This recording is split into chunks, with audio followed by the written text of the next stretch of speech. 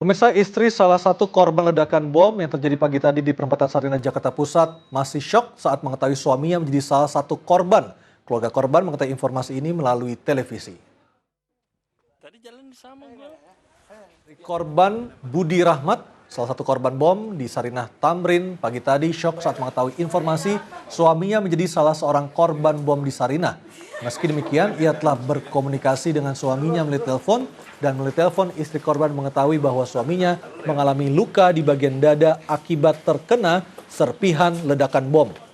Dan kini Budi Rahmat masih dirawat di Rumah Sakit Pusat Angkatan Darat Gatot Subroto, Jakarta.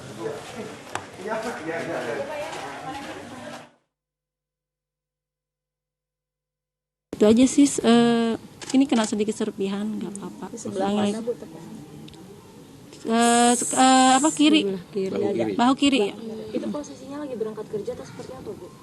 Tadi kurang tahu ya, soalnya cuma bilang begitu aja, jadi saya nggak banyak nanya sih. Belum banyak ngobrol juga. Gitu. Partai Perindo prihatin dengan teror yang terjadi di ibu kota Jakarta hari ini. Ketua Umum Partai Perindo Haritanu Sudibyo mengecam teror yang terjadi di Sarinah, Jakarta dan juga mendesak pemerintah untuk segera mengusut tuntas kasus teror yang menelan jatuhnya korban jiwa.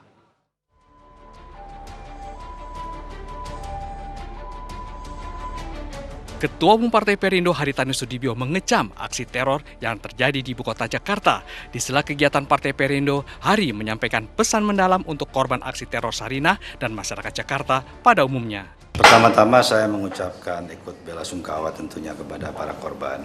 Saya atas nama juga Partai Perindo.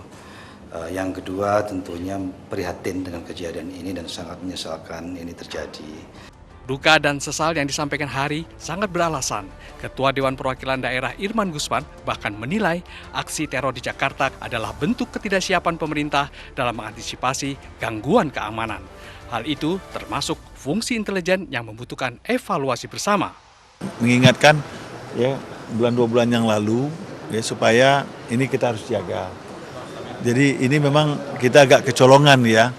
Ini menurut saya harus kita evaluasi yang lebih dalam gitu. Indonesia perlu bersatu padu, bergandengan tangan, memerangi teroris ini. Pemerintah harus cepat tanggap, mengusut tuntas, memberantas sampai tuntas, mutlak ini. Aksi teror hari ini tidak hanya meninggalkan duka mendalam bagi masyarakat Jakarta. Di mata asing, Indonesia akan masuk dalam daftar negara tidak aman dalam berbagai perspektif seperti pariwisata dan investasi. Itulah sebabnya rakyat menunggu bagaimana pemerintah merespon aksi kejam yang mengganggu negara ini. Tim MNC Media melaporkan. Mas Araf, kenapa Indonesia lagi-lagi dijadikan sebagai lokasi serangan teror? Sebelumnya ada bom Bali, ada bom Kedutaan Besar Australia, ada bom Marriott. Pertama memang ada kelompok grup meski nggak besar gitu di Indonesia yang memiliki cara pandang paham yang radikal, yang memang seringkali menggunakan terorisme sebagai jalan untuk memperjuangkan Mengapa cita-cita. paham radikal itu bisa tumbuh subur di Indonesia? Ini faktor sejarah di Indonesia yang memang secara dinamika sejarah radikalisasi di Indonesia ada grup-grup yang itu terus hidup di Indonesia. Tetapi juga perlu diingat mulai dari masa Orde Lama, Orde Baru dan sampai sekarang dinamika grup-grup kecil itu tidak mati tapi memang terus hidup dan ada, dan upaya mengatasi ini kan harus dibangun dengan ruang-ruang bagaimana membangun komunikasi, deradikalisasi dan lain sebagainya harus dikerjakan. Nah, meski tidak besar tetapi bukan berarti pemerintah berpandang sebelah mata terhadap grup-grup tersebut, karena faktanya seringkali grup-grup tersebut mengguncang dinamika keamanan Indonesia. Bisa bom Bali, Jaya Marriott dan sekarang Ya. di Jakarta. Bahkan sebelumnya juga ada bom di depan rumah Dubes Filipina di Jalan Imam Bonjol. Ya betul, dan itu sesuatu yang menunjukkan bahwa memang ada grup-grup tersebut di Indonesia. Kedua adalah Indonesia memang seringkali menjadi sarangan pertarungan untuk kelompok-kelompok teroris tersebut.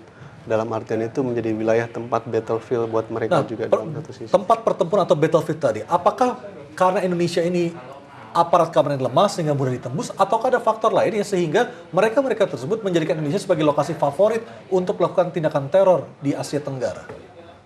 Karena pertama ada modalitas dari adanya grup-grup radikal tersebut sehingga Indonesia menjadi ruang pertarungan tersebut. Meski sebenarnya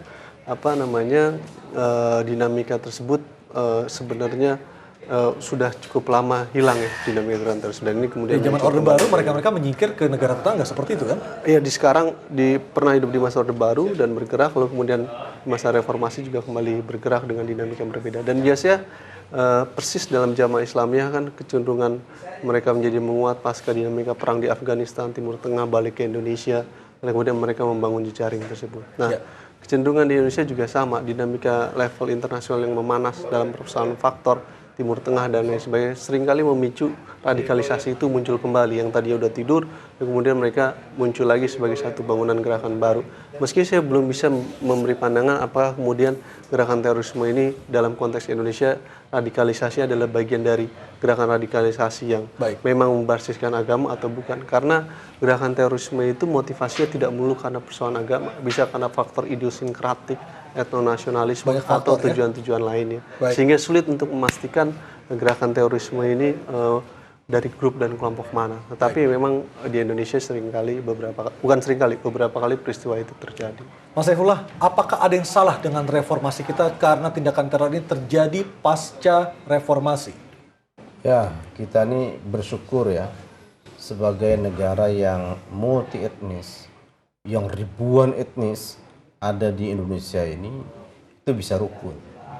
Dan itu memang harus memerlukan figur pemerintahan yang kuat. Jadi menurut Anda yang sekarang tidak kuat seperti itu? Ya, menurut saya dengan reformasi yang semacam ini membuat Indonesia tidak memiliki pemimpin yang kuat. Kuat dalam artian apa? Otoriter kah atau seperti apa?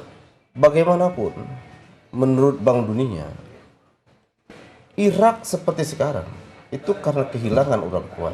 Atau Libya pasca Iya, jatuh Muammar Libya Gaddafi, sama. seperti itu. Amerika menyesalinya. Kenapa harus membunuh Muammar Gaddafi? Kenapa tidak perlahan-perlahan saja warganya dididik untuk semakin demokratis? Toh usia Gaddafi juga sudah tua. Sama dengan Saddam Hussein. Itu kan penyesalan dari Amerika yang secara terang-terangan mereka sampaikan di forum perdebatan calon presiden saat ini. Nah, oleh karena itu, Indonesia itu perlu kembali meninjau ulang. Patutkah kita kembali kepada Undang-Undang Dasar 1945 yang murni, bukan yang diamandemen. Ini akibat diamandemen menyebabkan negara ini terlalu bebas. Maka ada penumpang gelap yang namanya teroris masuk melalui itu. Artinya Anda mendukung kehidupan kita kembali lagi ke masa Orde Baru? Bukan seperti itu. Tapi pula pemerintahan Orde Baru itu perlahan-lahan itu kembali. Nggak usah jauh-jauh anggaran. Dulu Orde Baru dibilang korup karena anggota DPR-nya tidak boleh melihat Satuan 3 kegiatannya. Hanya sebagai tukang stempel. Tukang stempel. Sekarang ada yang menggugat yang transparansi itu kepada MK agar kewenangan DPR itu karena banyak yang tertangkap anggota DPR, maka diperintahkan kembali lagi kita boleh melihat Satuan 3-nya. Akibatnya apa? Itu kan sama saja perlahan-lahan kita tuh kembali ke zaman Undang-Undang Dasar 45. Soekarno itu semuanya di sini. Jadi sebenarnya gini, yang salah itu reformasinya kah atau pemimpinnya?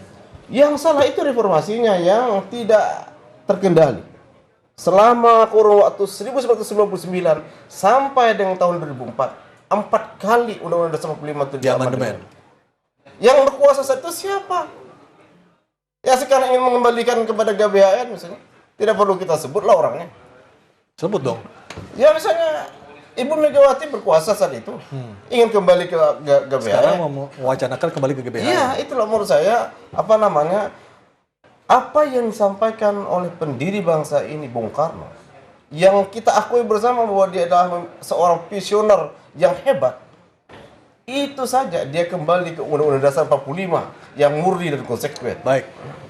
Dan pemirsa, breaking news, iNews TV akan segera kembali usai pariwara.